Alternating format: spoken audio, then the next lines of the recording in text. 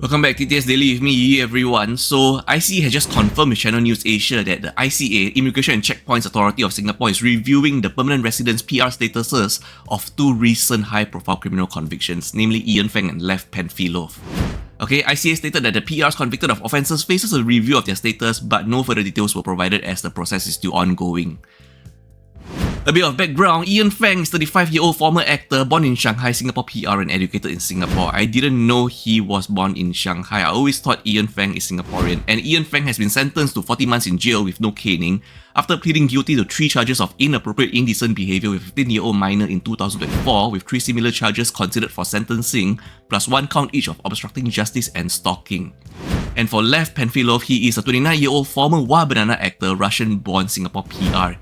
He has been convicted of explicit assaulting and inappropriately touching a woman met via Tinder and has been sentenced to 11 years and 6 months in jail plus 12 strokes of the cane. So there you have it, let it be known. PRs convicted of offences faces a review of their status, so no PR status is safe if they have been convicted. So the Singapore Police Force SPF has shared that there have been a surge in e-commerce scams targeting Pokemon trading card buyers, yes. And I happen to be a Pokemon trading card buyer myself personally.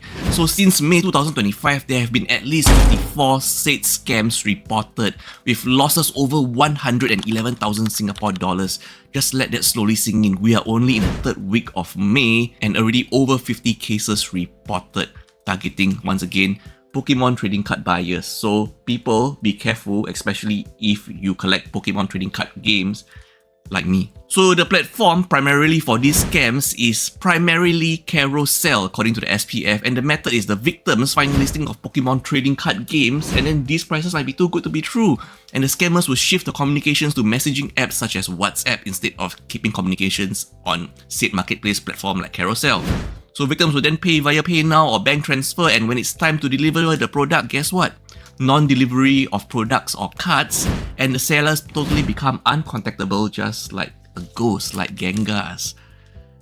So take note, Pokemon cards have been surging in prices and a lot of people are into this hype right now. And let's just say that sometimes people are paying a lot for pre-orders, especially as you can see from this photo shared. Some of the scams, most of them are people paying huge amounts in pre-orders. And for pre-orders, usually sellers will expect you to pay in full or at least half the amount. So the problem is most of these sellers are, they're playing on your need, on your FOMO, and especially their prices. Your first red flag you should see is if the price is too good to be true, if the price is too cheap, that is the red flag and alarm bell to you that you should be thinking, how could these cards be so cheap? If the reseller is telling you, I'm really earning so much, I don't need to sell at market price, I just want to sell it close to retail market value, because I like you so much as a person, or maybe they say, you are a new collector and I just want to help you out, just take a step back. Why would the reseller be so nice to you when everyone wants to buy these Pokemon cards and a lot of them are also new collectors? Do you really think that you would be the lucky one that this reseller is really extending this tremendous deal or offer to? When the price is too good to be true, that is your alarm bell right there, okay? This cannot be real. Okay, so once again, take note. Do not FOMO into Pokemon cards, as this is a very speculative hobby and some people treat this as investment group. It's a very, very speculative hobby, and if you are really going deep into Pokemon trading card, you must be ready for your card to go to zero at any moment, As you can see, I have quite a little bit, a small little nice little collection, and I can share with you like this really rare Manga Shanks Pokemon trainer that you may or may not have seen before. This lady in Kajang, Malaysia went viral because she went for a short shopping trip and she decided, you know what, I'm just going to leave my red Excel car door unlocked because I'm just going to be away for 5 minutes. What's going to happen, right? I mean, I could literally just press one button to lock my car door, or I guess what? It's only 5 minutes, nothing's going to happen, right? Guess what? Someone came around, opened her front car door and fled with her purse, and now her purse contains stuff like her identification card, her bank card, her marriage certificate and driving license. Wait a minute. Her marriage certificate actually fit into her purse? Does Malaysia have some kind like marriage certificate in a card form? How does that even work? Alright, Malaysia boleh. Okay, so She said replacing her identification card cost 265 ringgit and the purse only had 20 ringgit, so the thief only had minimal gain. She could even joke about it. But I mean, netizens such as myself, we are more worried about you, lady, and your safety habits, because locking the car is literally just one button press. That's it, okay? But thankfully, this incident has prompted a behavioral change for the woman, the lady, as now she locks her car even for short stops. Thank you. Thank you, common sense have been instilled. Remember, stay vigilant as always. And could someone tell me, how do you fit a marriage certificate into a purse? How does that happen? And for our last story of the day, we go to Tokyo, Japan. Wait. I know we don't usually do last story of the day in Tokyo or Japan. It's usually Singapore or Malaysia, but wait.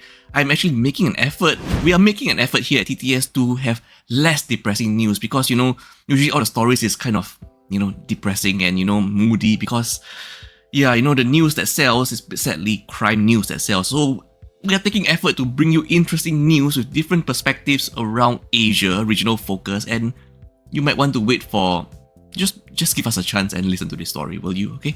So now, a 27-year-old Chinese graduate student at Kyoto University has been arrested for unlawful entry into a TOEIC exam venue in Itabashi Ward, Tokyo. Okay. So what happened was, this student is actually pretending to be someone else. The student is suspected of using another person's ID card to impersonate a test taker.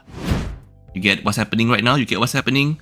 So students are actually paying people to impersonate them and then take the test for them. And the suspect has admitted to the charges, stating that he did it for, plain and simple, financial gain. And he's explained that he received the fake ID at a train station or at a separate occasion. And you know what's the best part? He actually had a microphone behind his face mask. And do you know why he had a microphone for his face mask? No, he's not going to do a podcast during the exam time. So just imagine this. He has been caught impersonating an exam taker. So he's basically, providing a service, doing a proxy service for people taking the exams. And he's probably really good at it. So good that, okay, let's just get this, okay? After he was caught, right, that exam itself, there was a total of 30% absentees. 30% of the students going to take the exams skip that exam. Strange coincidence? Now you think about that microphone in his mask. This is now considered a possible organized crime, okay? Because the person with the mask is probably saying out the right answer for everyone else who is also a proxy exam taker for someone else. There you have it. That is your last story of the day. And if you see this as the first story of the day in your post, I apologize, because sometimes we do get a bit slow with our uploads. Good day.